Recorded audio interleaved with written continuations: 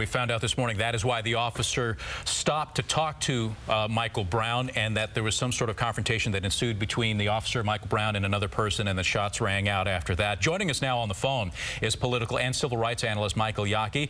Michael, good morning. Good morning. So did you get a chance to see that press conference or read anything that came out of that this morning? No, I saw the press conference today, and I also saw the video that came out. So what's your reaction now? I mean, we had riots for days leading up to this morning's press conference, people railing against the police, standing up in defense of this team. Did you get a little more clarity as to the circumstances surrounding what happened now? Well, the question is not really the clarity of what happened prior to the shooting. It's the fact that they shot an unarmed teenager. Whether or not that person committed a crime or not, it is not the law of this country that we go around shooting unarmed teenagers, even if they may have committed a crime, especially when they may have been in the act of surrendering, which is what many of these facts are all about. Right, police saying there was a struggle with either Brown or a person who was with him inside the officer's vehicle at one point. And we've seen these days of riots here, Michael. How do you rate the police department here and their handling of the situation post-shooting? Well, post-shooting, I would give them a -20 on a scale of 10.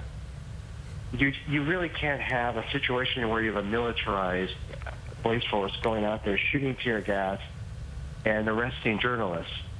One of the journalists, in fact, is a friend of mine, the one who was arrested at the McDonald's by the police officer.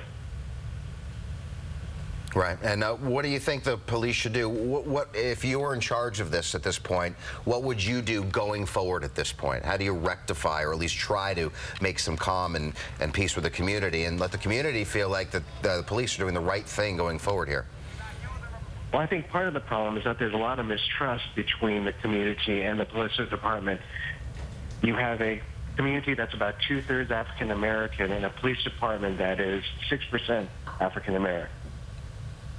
So I think part of this issue is going to be how this community tries to resolve the issues of race overall, and that's where the Department of Justice has stepped in with its personnel and its community relations service to try and work with the community and try and ease those kinds of tensions.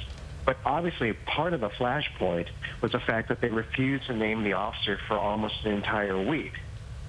Now, when you have someone shoot the president, you have someone, or in the case of Oscar Grant, the names of the officer, the names of the identity of the suspect, the shooter, were released immediately. There was really no reason for them to hold on to it, and it really created a community of fear and mistrust with the community. And I think at this point, releasing the details of the armed robbery, let me rephrase that, the unarmed robbery, but perhaps a strong-armed robbery, it's just, I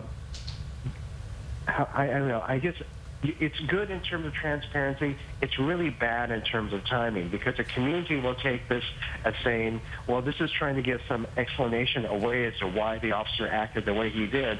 And I'm very worried about tonight whether the community is going to interpret that as a way of trying to place blame on Michael Brown, and we could have a whole new pattern of violence tonight. Yeah, that is a big concern. Michael Yaki, thank you so much for joining us and giving us your insight on this developing story this morning, Michael.